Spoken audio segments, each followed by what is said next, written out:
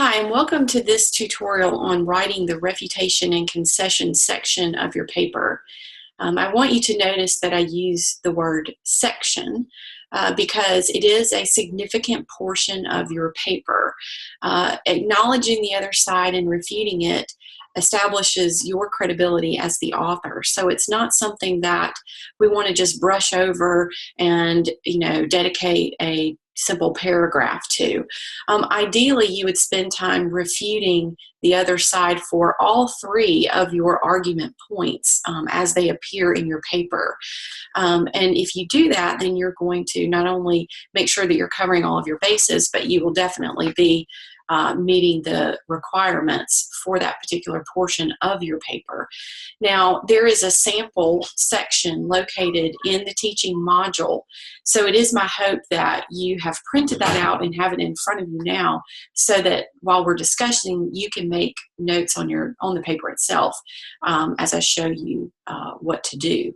So I'm going to share my screen with you and use this as a sample. Let's see. Okay, so let me move this so that I can see. All right, so one of the things that I see a lot in papers right here marks the beginning of the refutation section. And we need a very clear transition so that it's obvious we're moving from the argument point to the refutation points.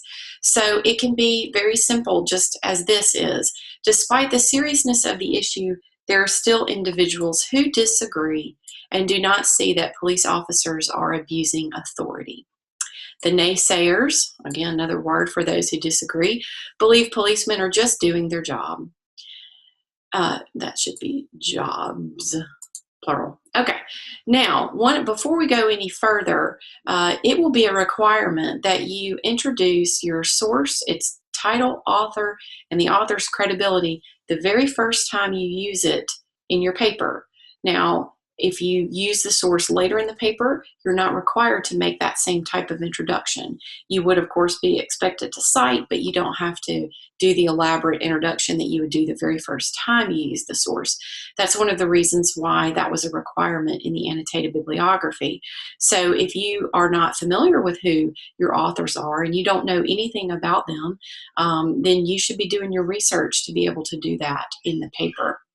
So let's keep going and see what that looks like. Bob Cheney and Sam Robertson are professors of urban study at the University of Maryland.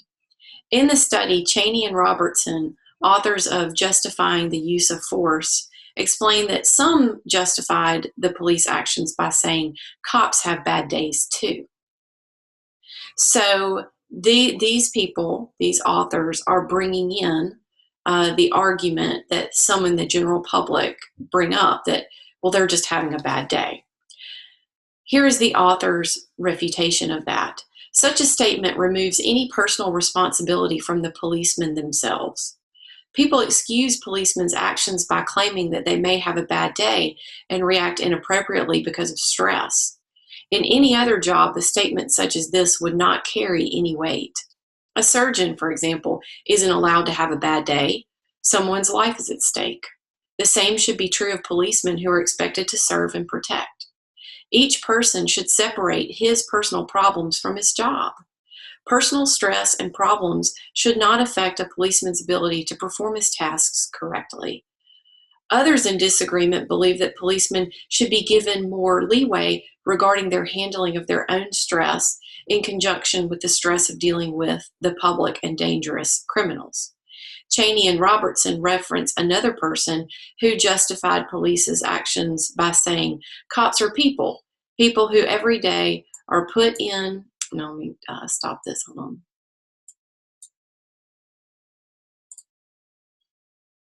Got to move the page up just a second. Let me remember how to do this. Clear. Here on the drawings. Okay, let me move this up. Okay, so Cheney and Robertson Cheney and Robertson reference another person who justified policemen's actions by saying, cops are people, people who every day are put in volatile situations and they are trained to be able to kill. Their jobs are dangerous. A bad day could end in the accidental shooting of someone who they thought had a weapon. Give them some slack. Here is the refutation of that. If a cop is not performing his duties, then if a cop is not performing his duties, then he should not be given any slack. Giving policemen slack has led to this situation now. Cops are given slack on a daily basis, and now they believe that they can get away with everything. Now, some of this is a little general, and we want to be very careful about making too generalized of statements. And so it would be more helpful even in this section right here if the writer had gone maybe the next step and explained what get away with everything means, because again, that's a little too general. All right, let's keep looking.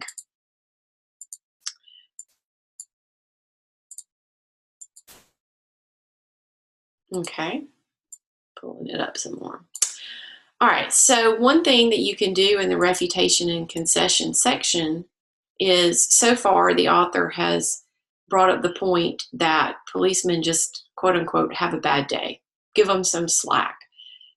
Well, this writer went the next step and decided to explain that there actually are some ways to fix that.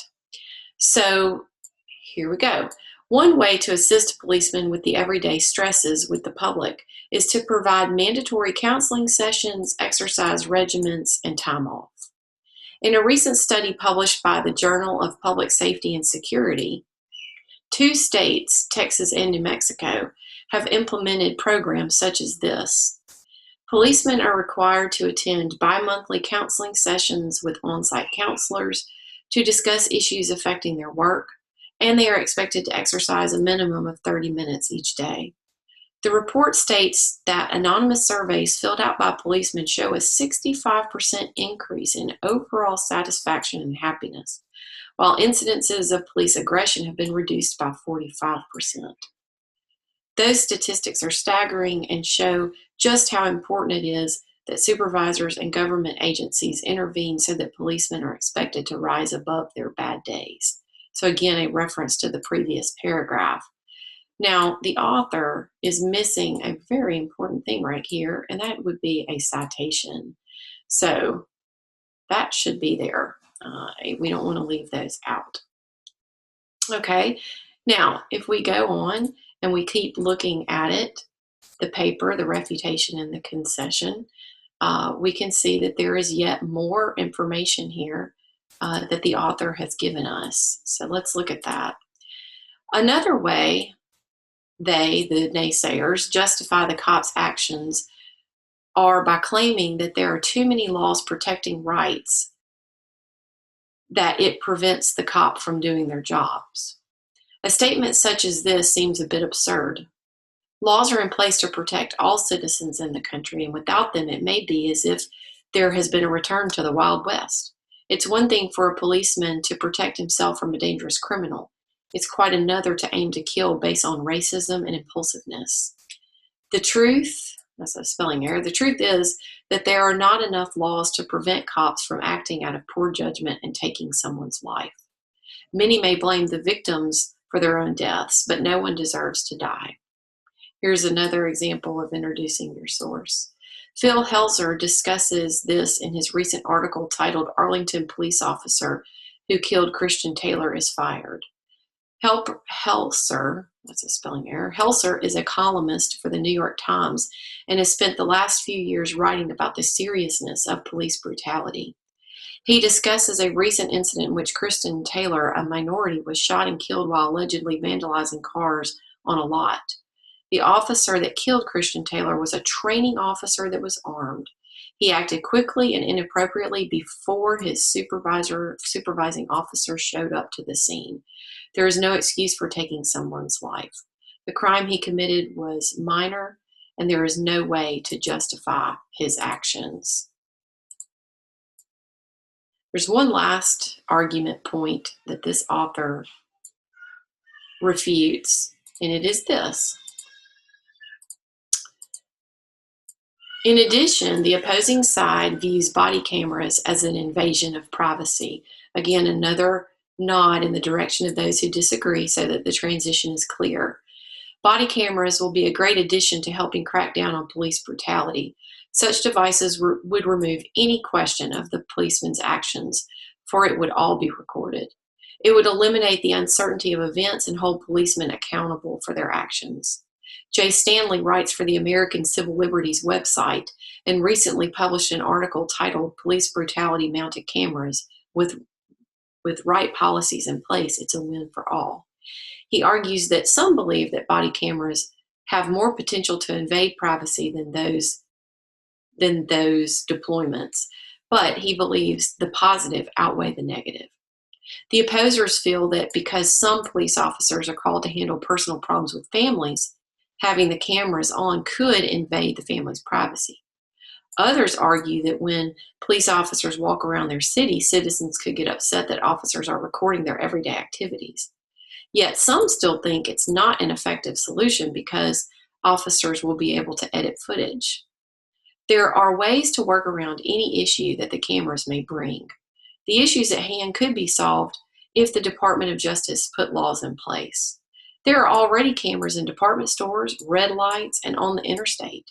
Those capture the everyday events of citizens' lives. With the exception of going into a person's home, the usage of body cameras on a policeman would be no different.